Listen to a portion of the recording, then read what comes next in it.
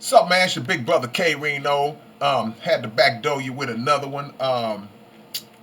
Interesting things happening in the NBA and in sports in general, but in particular the NBA. Of course, with the coronavirus, it has shut down the entire United States of America for a spell. Although they are doing everything in their power to stay afloat and get the money back circulating by reopening states, which in several cases has led to an increase in coronavirus infections. Um, in light of that, there's been a lot of police brutality taking place, and it's been something that's been ongoing really forever, but has been on a steady road in the past, I would say, 8 to 10 years. With that being said, the NBA is scheduled to come back and resume play on July the 31st. A lot of people excited, players excited, fans excited, owners excited. I was excited. I'm the biggest NBA fan you're gonna find. I love the NBA, love basketball, love watching it, love playing it. All that being said, there are certain players, several players that have come out and have expressed the possibility of not returning due to the fact that they are very upset about the social climate and the injustice that is taking place in this country. Again, in the wake of George Floyd's murder, and now we're seeing Brother Rayshard Brooks and players like Kyrie Irving and Dwight Howard and others have spoken out saying, I'm not so sure I want to come back. People are saying this and saying that on different sides, and a lot of people are saying they should come back. And I'm going to give my opinion. Y'all are entitled to give y'all opinion. I applaud the players who are saying we may not want to come back. I stand firm on that. And the reason why is because, as was the case with Colin Kaepernick, now Colin Kaepernick is starting to be um, somewhat, not much, but somewhat vindicated. Still a lot of diehard, hateful cats out there that continue to twist the narrative and talk about Colin Kaepernick as if he murdered somebody. Oh, my bad. That was the police who murdered somebody, and Kaepernick took a stand against it, and they scolded him for speaking out against it. Oh, my bad. But he's starting to be somewhat vindicated because people are kind of waking up to the understanding that the cause that he was kneeling for is absolutely legitimate. So now you have NBA players starting to seemingly to adopt that mindset, and there are rumblings about we might not want to come back until this thing changes, till we start to see reform, till we start to see change. And again, I'm all for that, because one thing that a lot of these black athletes have to understand, and I think they're starting to slowly come into the understanding, is that you have the power. You are the, I don't want to use the word commodity or asset, because it almost like it refers to them as property, but you are the attraction. You are the draw that causes people to spend their money and walk through those turnstiles and pay for parking, pay for concession, pay for merchandise. You, the players, are the draw. So if there are causes that these players, NBA, NFL, whatever, I mention those two because they are predominantly black in terms of um, the employees of that league. The NFL is like 70% black. And if the NFL is 70% black, the NBA got to be what? 90? I'm guessing. Somebody get the stats on that, feel free to drop them. But the star power that exists in that league, and the NBA being the most, having the players who are the most visually recognizable.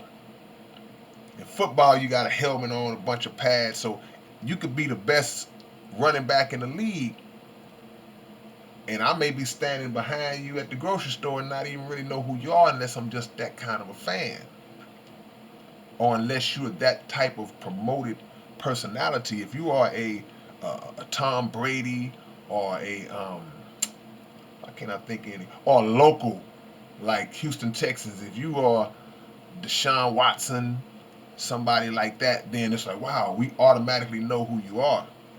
But the average football player walks around totally unrecognized by the public. Basketball is different. The eighth man, the ninth man, 10th man, to some degree, depending on the team and the exposure that they get on national TV or whatever, those guys are even known. Hey, like we know the fifth guy, we know the fifth starter, the fifth option on a team. So when you start to talk about the LeBrons and the Steph Currys and the Kevin Durant's and the Kyrie Irvings of the world, James Hardens of the world, all these people are like, when they walk on the scene, it's like rock star status. So to see those guys putting it in their mind that we're going to leverage our power to say, you know what, if we don't start seeing change in this country, we will remove ourselves from the equation, which will affect your economics. And I guarantee you, one thing about this system that we're living under, they don't like to lose no money. They will actually sit down and start saying, well, what is it that you want? What can we do? You don't want to lose no money. When that bottom line start shaking, when that flow starts shaking up under that foundation, oh, they're willing to sit at the table and talk. I would love to see the top NBA players say, look, if this thing don't change, if we don't start seeing some reform within these corrupt police departments throughout the nation, we're not playing no basketball. So all you rich owners, figure it out. Because guess what? I mentioned fans, I mentioned players, I mentioned all of the people who wanted to see. Look, corporate sponsors that put money into this thing, when you're watching the game and you see a commercial come on, you see logos and advertisements inside those stadiums, inside those arenas, then that's money. So you start to see a withdrawal and a reduction in revenue. They'll sit down and talk. Use your power. Use that power. I'd love to see it. I'd love to see the result of it. Not sure if it'll happen because a lot of the bigger name guys have expressed a desire to play. They didn't necessarily agree with Kyrie and others. Some have posted the argument that say, look, we can be a bigger voice if we play. And that's debatable. I can't argue that one way. I can't argue totally against that. But one thing I know for a fact, if everybody withdraw and say nope, you'll start seeing something. Because they would have to contact these police departments and say, man, look, y'all hurting the money. Y'all playing with the money. Y'all need to get these guys straight. Because with the police, it's not an issue of training. Well, they got to be trained, but they are trained. They know exactly what to do. They just know who they're doing it to, and who they choose and pick and choose who to do it to and who not to. So Martin Luther King said years ago, he said we need to redistribute the pain. He wasn't talking about physical. He was talking about financial. use your economic power and use your status as a celebrity, as a superstar, to put pressure on these major corporations such as the NFL and the NBA. And if that don't work, guess what? Let's do something that we've never done before.